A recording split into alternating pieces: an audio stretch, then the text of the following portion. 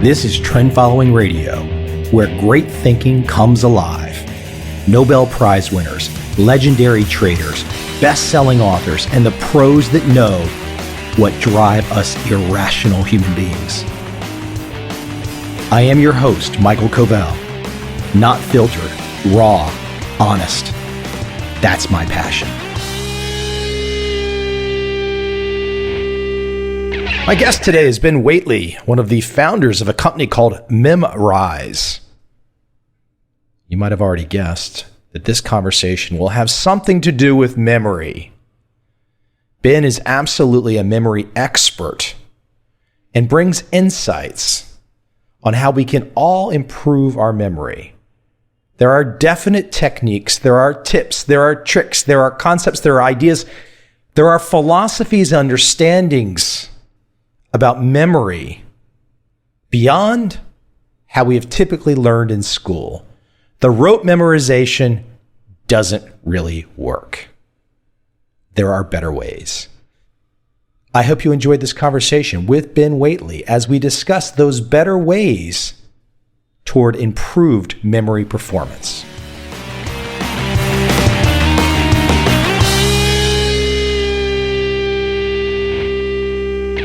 So I am currently in Asia, have spent the better part here of the last 3 years. Whereabouts? A significant part of the time in Saigon, which is where I'm calling you from today. My language skills are about zilch. I don't really have any excuses, but I have an explanation in my head. That's not where I want to start yet, though. I want to start with the big picture of memory. And a few years ago, I showed a very nice lady at a hotel management, and I showed her this video of Gordon Ramsay. And Gordon Ramsay was in Saigon, and he was eating a beating snake heart. And I showed her this video, and I said, hey, I want to do this. A few weeks later, she figured out where it was. We essentially went out on one date to eat the beating snake heart. I ate the snake heart. She ate the bile sac. Now, it was really Romance. it was, what's that? Romance. Yeah. So, but for me, I don't know if it was because it was such an unusual experience. I put weight on it in some way, but in terms of memory, that feels like it happened yesterday.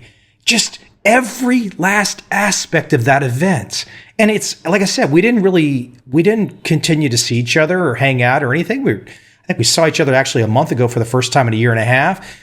Very friendly, but it was just kind of this one moment, this one evening of eating the snake, and it's perfectly ingrained in my head, and it will never go away.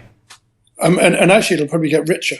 You know, this is the thing about memory is that we have a mental model of memory, and it's worth noting as well that the way that people speak about memory and the way that people think about memory has evolved over time, but generally reflects the best technology of the time. So we used to talk about it being the mind working like clockwork. Then when geology was the kind of cool science in the late 19th century, we started talking about consciousness in layers, in strata, like strata of rock. And then more recently, we talk about memory in terms of a computer system. And it's the way that we think is in metaphors. You know, we find understanding in something by trying to put it into terms we already understand, which is what a metaphor is. The problem with that in this instance is that it gives us a false metaphor. We think that our memory works like a computer memory, where we just write a file somewhere and it then stays there, and as long as we can work out the path to that file, we can always recall it. That's just manifestly untrue. The other thing in terms of, I'll go into why that's manifestly untrue in a sec, but in terms of our wrong mental model of memory, we tend to talk about, certainly in the education world, we talk about memorization as opposed to imagination. And you have that famous Einstein quote of imagination is more important than knowledge. But that again is a misunderstanding of memory.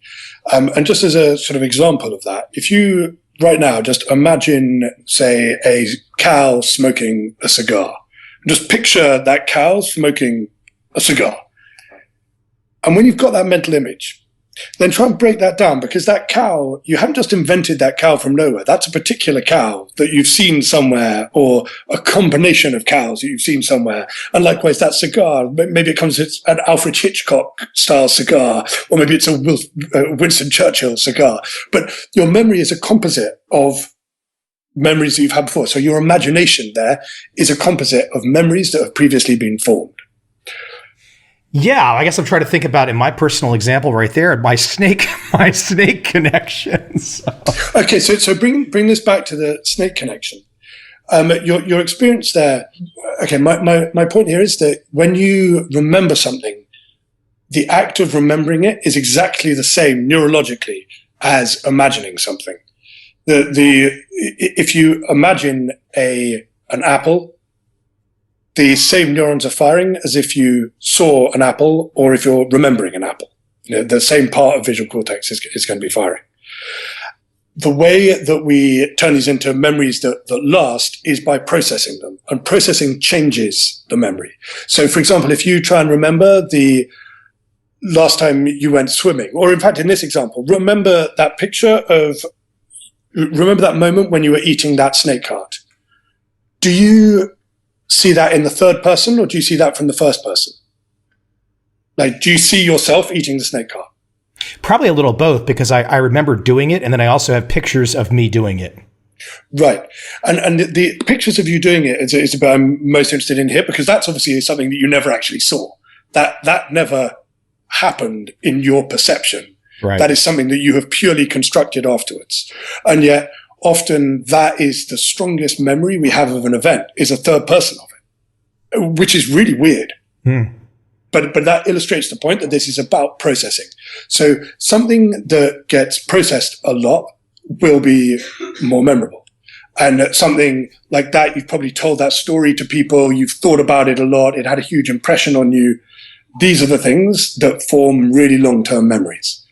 And from an education point of view, this is actually incredibly good news, because it means that fundamentally the things that are most memorable are things that we think about again and are entertained by, that catch our excitement, catch our interest. Things that are really, really entertaining should be really, really memorable. It's a kind of tragedy that doesn't come through more clearly in people's educational experience. People have this experience of being told to memorize something, and the way that they're told to memorize it is through sheer boredom, when in fact the most effective way to memorize it is to make it entertaining. And that's sort of at the root of what we're trying to do. Let me jump into an example which is near and dear to you, which is language. I kind of led off with my example just to get the idea of talking about memory started.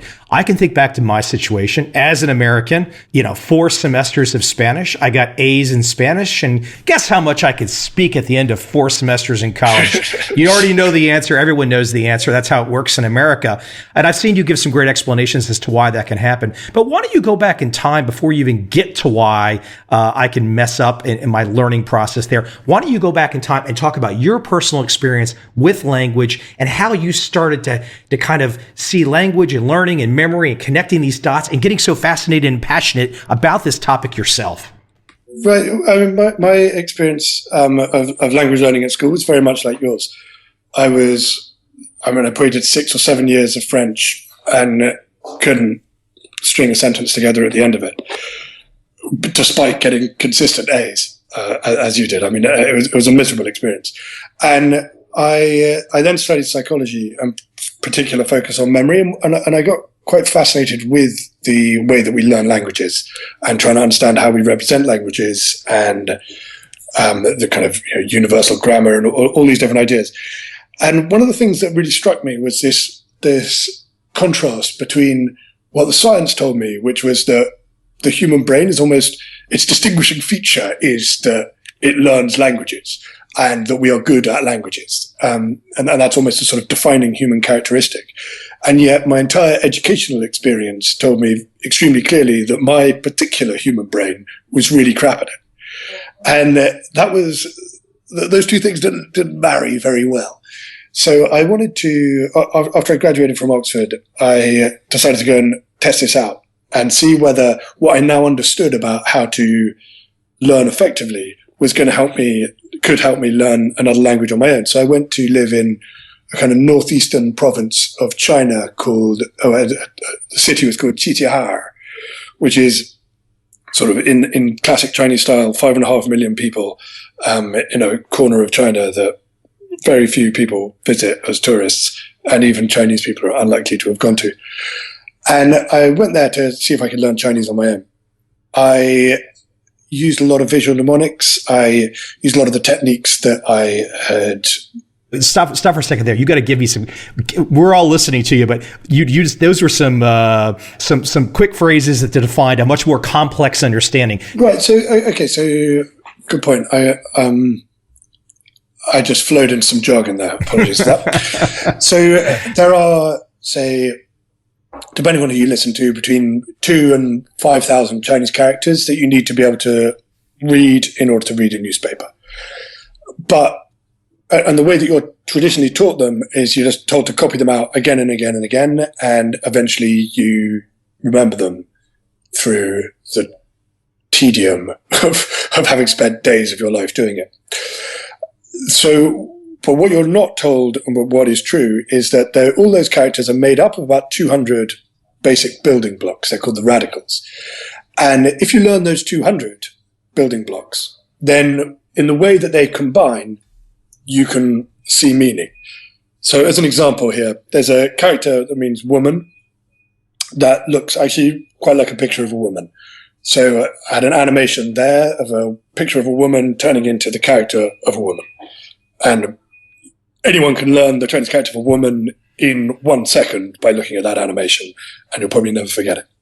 Then there's a character that means child. That's actually its radical meaning, but essentially it means child. And again, we've got an animation showing that picture of a child animating into the character. Then when those two characters, woman and child, are put together in the same character, that means good or well. And the idea is that a woman with her child is the very essence of goodness and wellness. And by knowing what the constituent parts mean, the combination character makes perfect sense. And that's an example where that's actually the real etymology of the word. That is why those two parts are there. That doesn't hold for all Chinese characters. Most Chinese characters actually have one part that tells you how to pronounce it and one part that tells you what it means. But actually, from a memory point of view, that doesn't particularly matter. As long as you can make up a story that strings together the meaning of the different parts, that's great. You don't need to, it doesn't need to be true, the etymology. It just needs to be funny and memorable. And these things as well, it's worth saying, this is a way to help you process the character the first few times you see it. I actually now don't remember any of these mnemonics, except the very basic ones for woman, child, mouth. I can remember those which had the animations. The combination ones have all gone, but what remains is the understanding of the character when I read it. And so these, and this is what on Memrise we call a mem, is a way to help you first engage with a piece of information. And when you're learning a foreign language, Chinese characters is one example, but if it's a German word or a Spanish word, when you first hear it, it is just nonsense. It's just a meaningless noise. And you've got to work out how to put meaning into that noise. And so moving away from the Chinese characters example, but to an example in, say, French, the word l'affiche means a poster. And so you can imagine a fish being pinned to a wall as a poster. And it's like a fish pinned to a wall. And what that does is it takes that French word l'affiche, which is essentially just a meaningless noise, and links it to something that you already know, a fish, and allows you to process it in a kind of humorous way that will be easy for your mind to come back to. This picture of a fish kind of flapping on the wall with drawing pins in it, probably in quite some pain. Any emotion that you can put in there into the memory will make you want to come back, make your mind want to come back and revisit that memory. And over time, you'll then just be happy using the word as it's intended to be used. You don't always need to go through the mem, but the mem gives you that kind of first scaffolding to start processing this information. So why, after all these years, how did we go from, I know in the distant past, thousands of years ago, you can think there was many different types of languages. So how did one learn a language 2,000 years ago? Of course, and I've seen you say this, you learned it by being close to other people that spoke a different language. When did the shift take place where we went from thinking that was a good way to learn to this rote memorization that you and I got caught up in? Right. It's an interesting one, that. The explanation that I like best, although, and I have no reason to doubt that it's true, it's given by a guy called Stephen Krashen, who's a great kind of academic on the theory of language learning. So he suggests that the reason for this was that when Latin was a spoken language, everyone learned it by speaking to each other, and it was learned as an oral language. And then the reason for grammar books was in order to teach people who could already speak grammar to get really precise in their understanding of what was being expressed in order to get better at translating in a sort of professional translation capacity. And then when Latin really very quickly very suddenly stopped being a spoken language, these were the only books that remained. These grammar books that had been intended for advanced Latin speakers to turn them into great translators were now the only pieces left to try and teach people the language.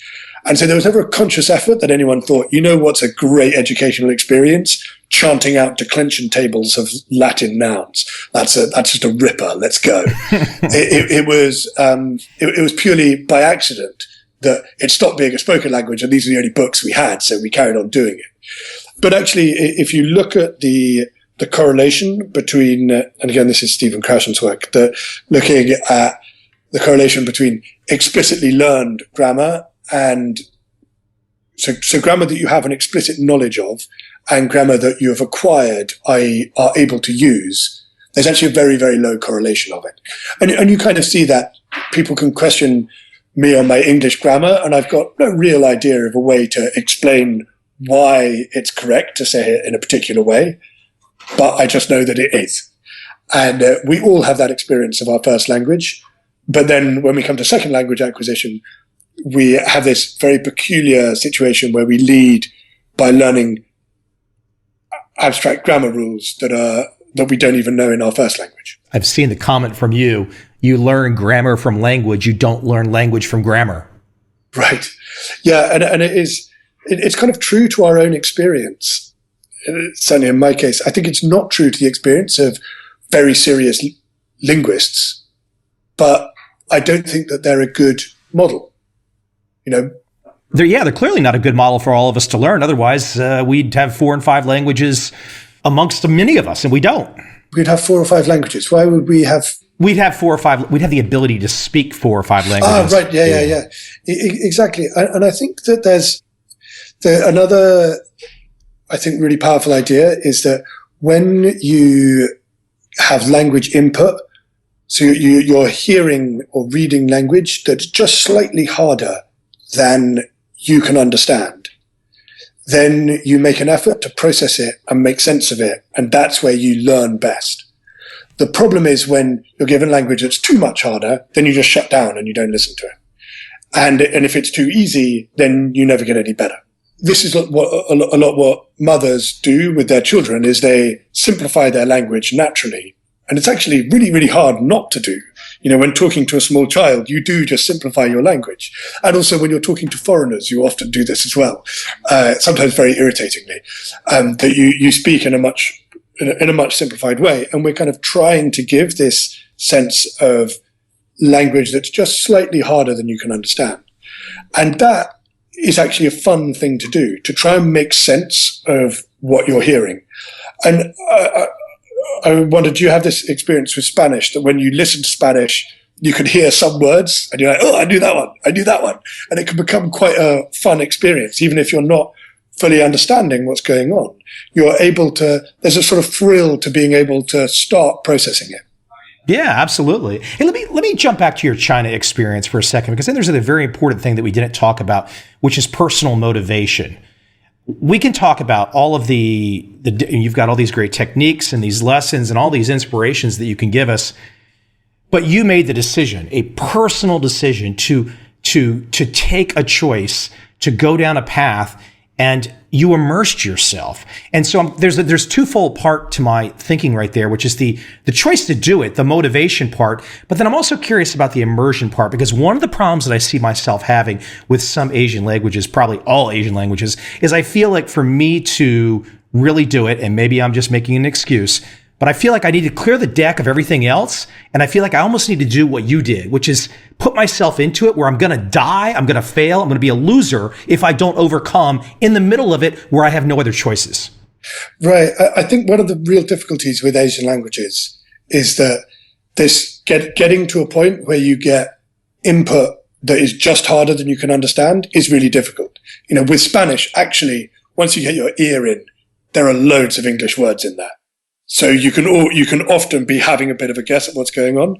Learning Vietnamese, learning Chinese, there are none. You know, there's just a handful of Chinese words that come through to English.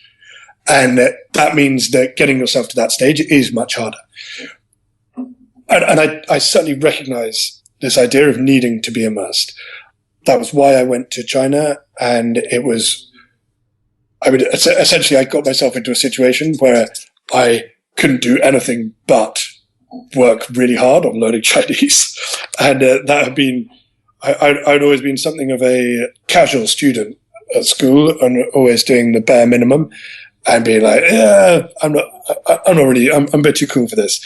But I clearly wasn't too cool for learning Chinese. I'd moved myself to rural China. I'd made a massive effort.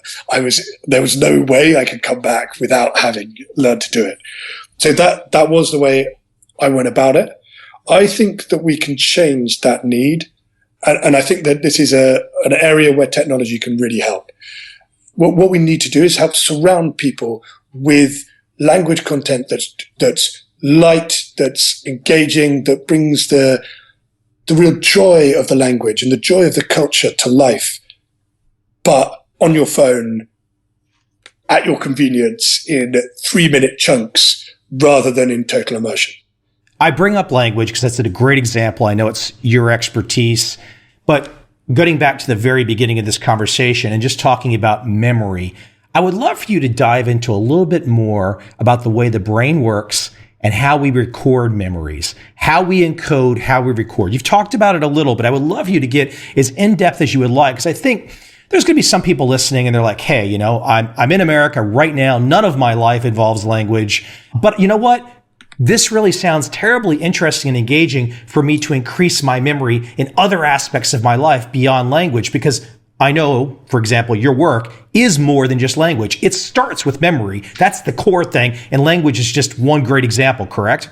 Yeah, absolutely. We started, my background is in the study of memory, and Ed, my business partner, equally was a world ranking memorizer, competitive memorizer. The way that we create memories is essentially by association. And so as another metaphor or analogy for this, if you think of, I'll mix several different metaphors here, just to keep you on your toes. But if you think of your brain as being like a party, where if a new person comes into the party, a new person being a new piece of information, you could either just leave that person to try and find some people that they know or that are interested in. They'll come in, nine people out of 10 will just arrive at the party, look around, feel really awkward, think, God, I don't know anyone. I must look like such a loser. Oh, God, everyone's looking at me and they think I'm off. And they'll walk back out of the room again as quickly as they politely can. And that's what happens with most pieces of information that come into our brain. They just come in, they're not really told how to fit in, they're not introduced to anyone, and they just think, this is like rubbish, I'm off. So if instead you can try and be a kind of good host, then you can take the person and say, hey, Bob, come on in this way. Now, you must meet Agatha. She's a wonderful lady, writes beautiful crime fiction and you're a criminal, so I'm sure you guys are going to get on really well. And then they'll meet each other. That he would start to chat with her. She would then introduce him to somebody else, and he would start making connections around the party. He's then likely to stay in the party and also make more connections with other people. And this is actually very much like the way that information comes into the brain. It needs to be introduced to the things that it's connected with in the brain, and make these connections with information that's already there. And the more connections it makes, the more likely it is to stay. And that's what we see. If you want to form a strong memory, then you need to connect it to things that you already know. So in examples that we've spoken about already, the Chinese character for woman, you connect it with a picture of a woman, which connects it then with everything you know about women. In the French word la fiche, you're connecting it to the word fish, something you already know. And it's making these connections that really is at the heart of memory. Here, take an example like this. I've seen you talk about this before. Cards. Memorizing cards. Everybody wants to talk about playing poker. Everybody wants to have a better memory with cards. I had a very famous poker player on my podcast recently named Annie Duke, one of the most famous, successful female professional poker players. Talk about memory and cards. Yeah, it's a classic use case for memory techniques, which are trying to, and so let's talk about this in terms of trying to find a way to get a card to connect with something that you already know. And a great way of doing this is to transform the information on the card. So you look at each of the cards and you turn them into a person. We've got much better memories for people than we do for cards. One of the ways to do this is you look at each of the different suits. And so you might have all the hearts are people that you've been in love with. All the clubs are people that you've had fights with. All the spades are, people that you go swimming with or whatever. So you can easily categorize the types of people that you're going to put into each suit. And then you go down from the top to the bottom. So the Queen of Hearts might be your wife. The King of Hearts might be a man you particularly respect, your father or something like that.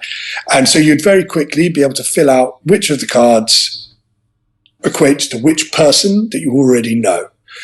And these should be people that you have very strong emotional attachments to, ideally. In fact, you probably shouldn't put your parents in for reasons I'll come on to later, which is that, so what you do then, once you've then encoded all of the cards so that you can instantly, I can show you any card and like 3 of clubs and you'll go, oh yeah, that's my mate John. We had a bit of a fight the other day about a girl or whatever. And you'll be immediately able to put a name to any of the cards. That does take a bit of time, and that's the kind of groundwork. Then you take a memory palace. And this is playing to the fact that we have a much better spatial memory than most other things. We have exceptional ability to remember our way around places. And so if you, for example, in my case, I might do at the house that I grew up in. And what I do, I create a walk around the house I grew up in that I would reliably be able to follow. So I'd come in the back door, into the little hall area, then I'd turn left into the sitting room, walk into the kitchen from there, then turn right into the hall, then I'd go up the stairs, and I can work out a route around that house that I would never forget because it's so obvious to me. Then when I'm going through the pack of cards, so in the most simple version, I could just say, okay, first card is the Queen of Hearts. So my wife is standing in the first place, which is on the threshold of the door. Second card is King of Hearts. That's my father. He's standing just inside the door. And we just put the people in your mind, imagine the people into your memory palace around on that walk. And first version, just imagine them being there. But actually, the more hilarious you can make what they're doing, the more engaging you can make what they're doing, the more shocking, surprising, full of emotion, the more likely you are to remember it. And so that was sort of version 1.0 of memorizing a pack of cards. Then there was a great jump forward when they came up with the person, action, object elaboration of that, which was that for each card, rather than just having a person, you associate it with a person, an action, and an object. And then when you're memorizing, so it'll be Michael Jackson doing the moonwalk on a sofa, on your sofa, probably in your bedroom or something like that. Making it really specific and full of emotion, emotional context for you. So then when you're memorizing the pack of cards, you do it 3 cards at a time, and you take the person from the first card, the action from the second card, and the object from the third card. And what that means is that first of all, you make a hilarious image automatically because you've chosen the person, action, object combination. So the action is always quite an amusing action, like moonwalking, which is going to be amusing to see your father moonwalking on any object, and it could be him moonwalking on a spoon, and then you've suddenly found you've automatically generated a funny image. And it also means that rather than having to remember 52 places, you only have to remember 18. And so then you've got 18 places on your memory walk, and in each one you have a person, action, object combination, and that creates the image.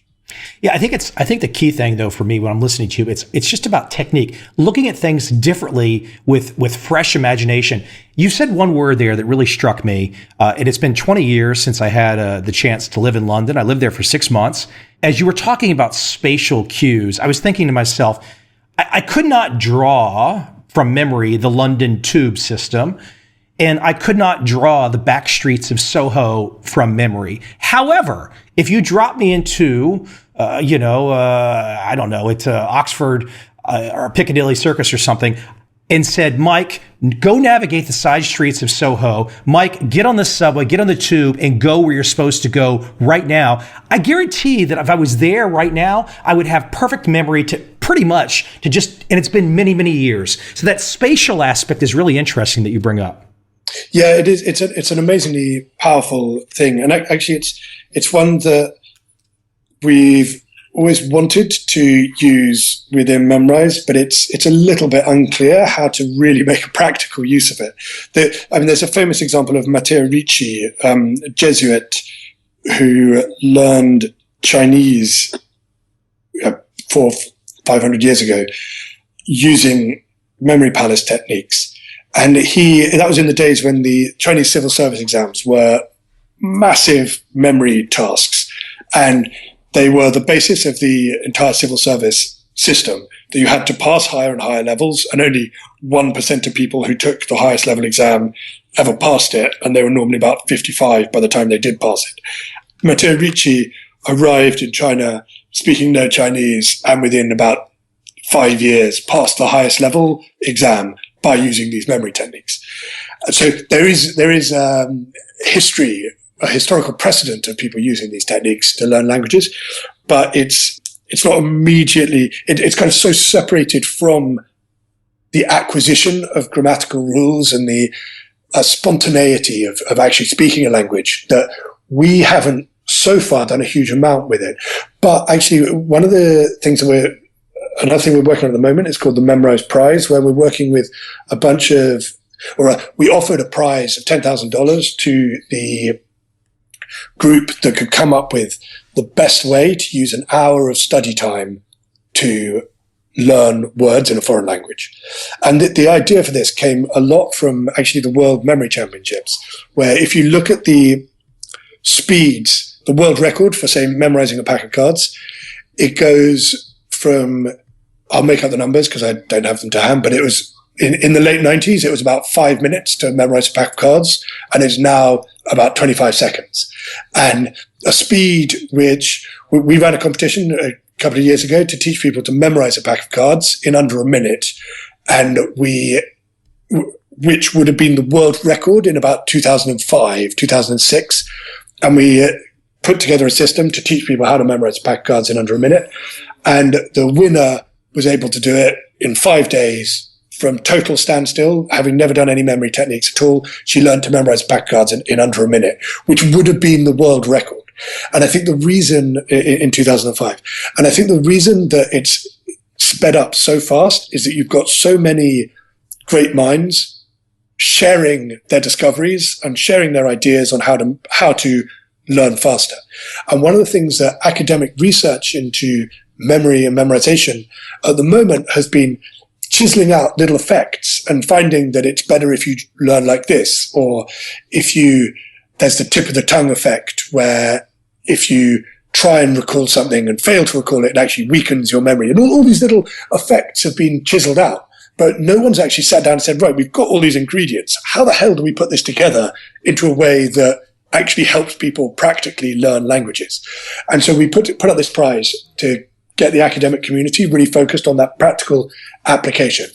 And we had about 25 entries from MIT, Oxford, University College London, Washington State, all over the world, top psychology departments. And one of the fascinating things was that only 5 really came out with convincing test conditions that were convincingly better than the baseline condition that we'd made. And the baseline condition that they were being compared to was really just flashcards, look at them one after the other. To name and shame them, the MIT lab that put together an incredibly complex and richly informed recipe for spending an hour of learning time, and it ended up being about 30% worse than just looking at flashcards. And these are scientists who spent years and years and years understanding how memory works in the deepest way, but when it comes to how do you actually apply it, they were unable to make a big positive difference. But one of the ones that did have a big positive difference was using memory palace technique, and they have like a stock of really engaging, beautiful images of rooms and places. When you learn words, you learn them in sets of 5. You put the words into each of the rooms. And the idea here is that just by having that room with the words in it, it gives you an easier way for your mind to roll back over and rehearse what was in that room. And whenever you're tested on one of the words in that room, you have just a little moment where it's almost irresistible to just look at the other words in that room. So you're encoding it in a way related to the picture, which then binds those words together, but gives you a kind of context for strengthening the memories of each of those words whenever you recall one of them. Talk about Memrise for a moment, because my audience, they can go check you out, your firm out, the app out, Memrise, MEMRISE.com, right? That's right. And talk about some of what they can expect to find there, and perhaps some of the tools that might be useful to everyone, including those people that really are not trying to learn a language. Right. So, Memrise is about 70% language learning at the moment.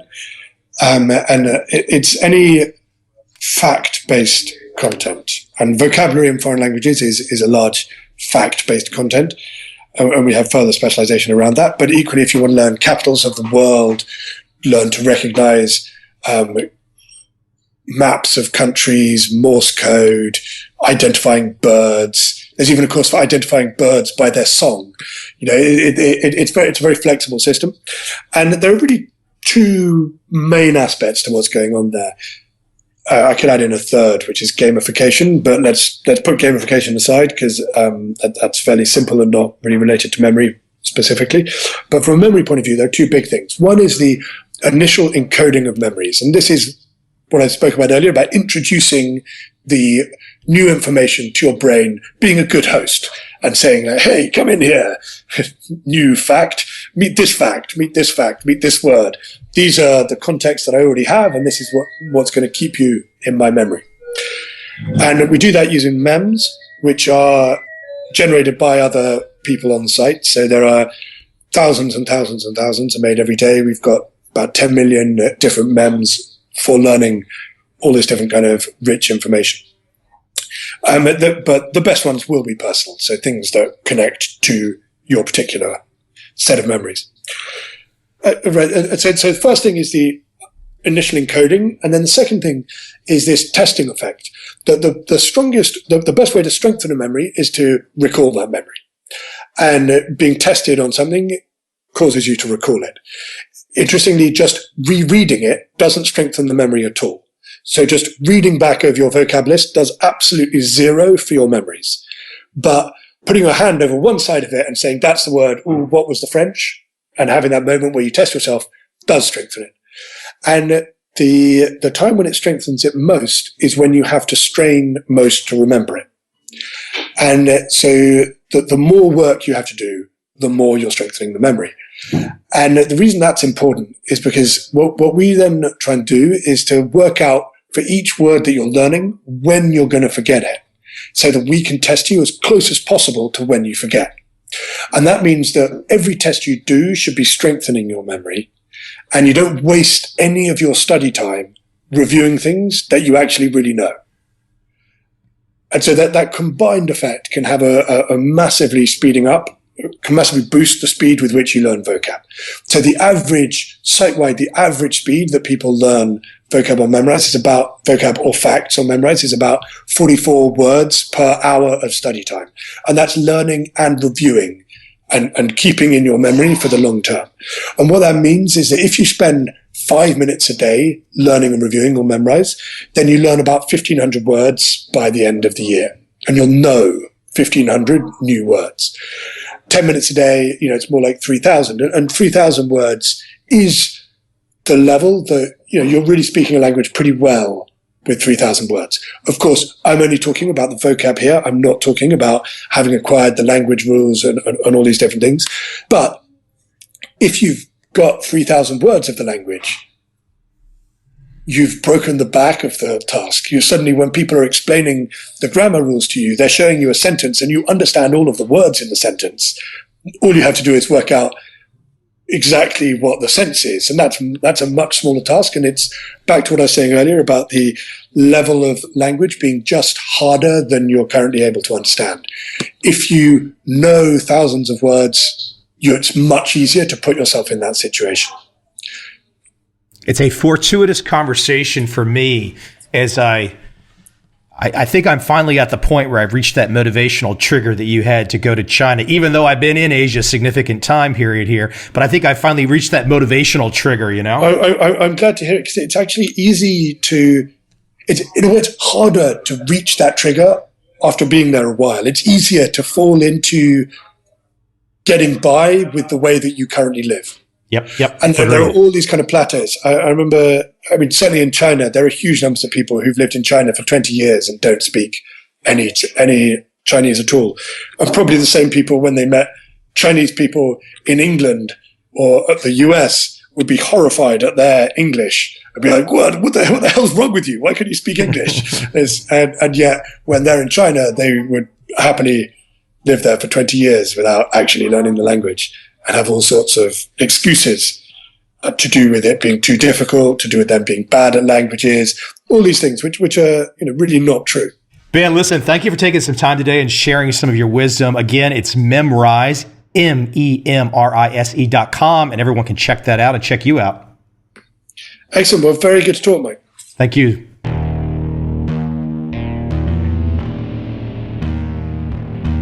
I see a time when those awake will understand how to make money in up, down, and surprise markets.